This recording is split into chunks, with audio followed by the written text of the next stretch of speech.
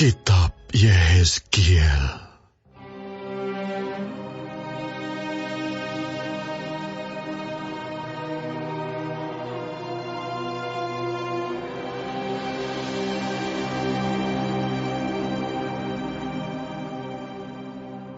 Pada tahun ke-30, dalam bulan yang keempat, pada tanggal 5 bulan itu, ketika aku bersama-sama dengan para buangan berada di tepi sungai Kebar, terbukalah langit dan aku melihat penglihatan-penglihatan tentang Allah. Pada tanggal 5 bulan itu, yaitu tahun ke-5 sesudah Raja Yoyakin dibuang, datanglah firman Tuhan kepada Imam Yehezkiel, anak Busi, di negeri orang Kasdim, di tepi sungai Kebar, dan di sana kekuasaan Tuhan meliputi dia. Lalu aku melihat, sungguh angin badai bertiup dari utara dan membawa segumpal awan yang besar dengan api yang berkilat-kilat, dan awan itu dikelilingi oleh sinar. Di tengah-tengah api itu, kelihatan seperti suasa mengkilat. Dan di tengah-tengah itu juga ada yang menyerupai 4 makhluk hidup. Dan beginilah kelihatannya mereka.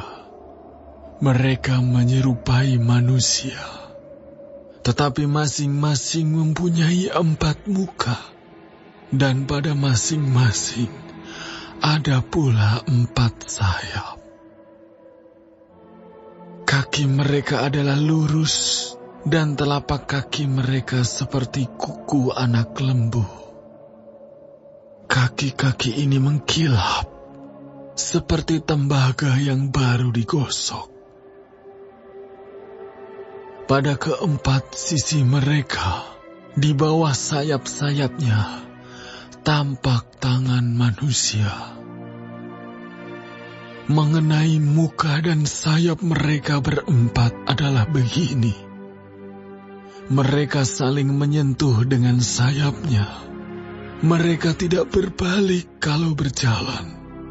Masing-masing berjalan lurus ke depan. Muka mereka kelihatan begini. Keempatnya mempunyai muka manusia di depan, muka singa di sebelah kanan, muka lembu di sebelah kiri, dan muka Raja Wali di sebelah belakang. Sayap-sayap mereka dikembangkan ke atas.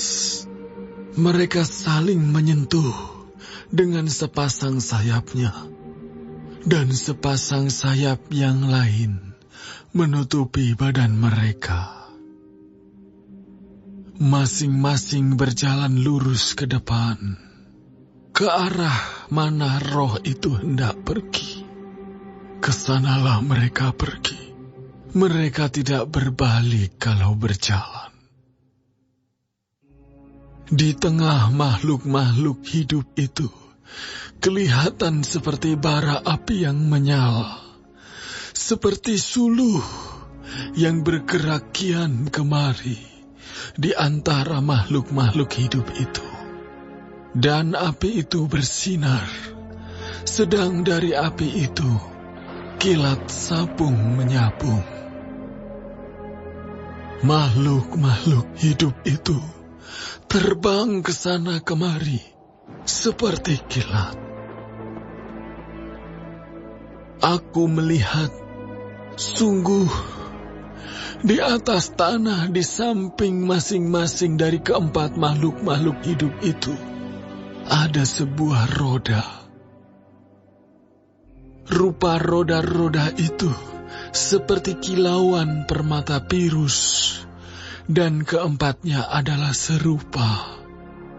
Buatannya seolah-olah roda yang satu di tengah-tengah yang lain.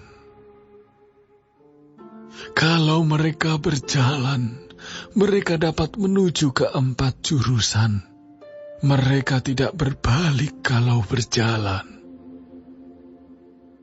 Mereka mempunyai lingkar, dan aku melihat bahwa sekeliling lingkar yang 4 itu penuh dengan mata. Kalau makhluk-makhluk hidup itu berjalan, roda-roda itu juga berjalan di samping mereka. Dan kalau makhluk-makhluk hidup itu terangkat dari atas tanah, roda-roda itu turut terangkat. Ke arah mana roh itu hendak pergi, kesanalah mereka pergi. Dan roda-rodanya sama-sama terangkat dengan mereka. Sebab roh makhluk-makhluk hidup itu berada di dalam roda-rodanya. Kalau makhluk-makhluk hidup itu berjalan, roda-roda itu berjalan. Kalau mereka berhenti, roda-roda itu berhenti. Dan kalau mereka terangkat dari tanah, roda-roda itu sama-sama terangkat dengan mereka. Sebab roh makhluk-makhluk hidup itu berada di dalam roda-rodanya.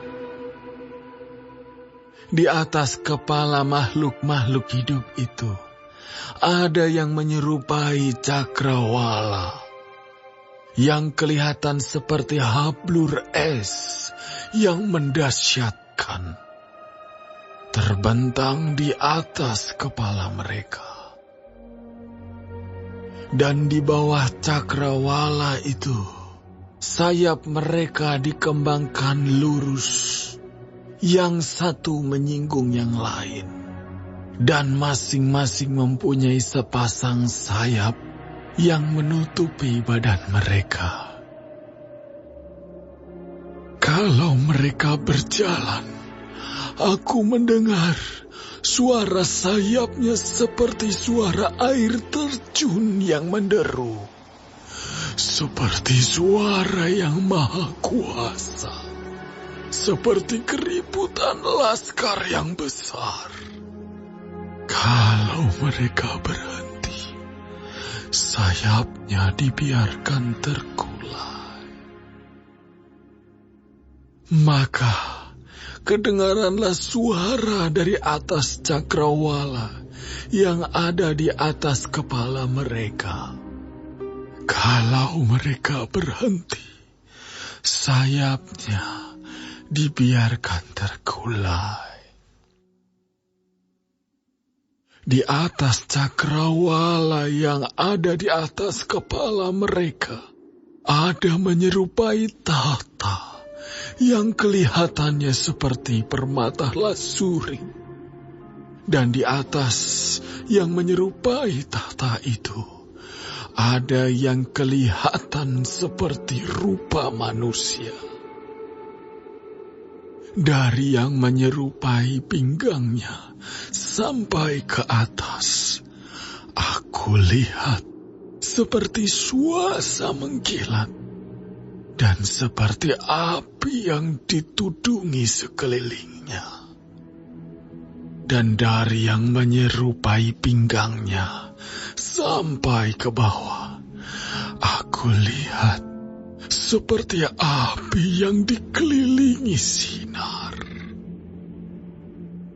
Seperti busur pelangi yang terlihat pada musim hujan di awan-awan. Demikianlah kelihatan sinar yang mengelilinginya. Begitulah kelihatan gambar kemuliaan Tuhan. Tatkala aku melihatnya, aku sembah sujud. Lalu Ku dengar suara Dia yang berfirman,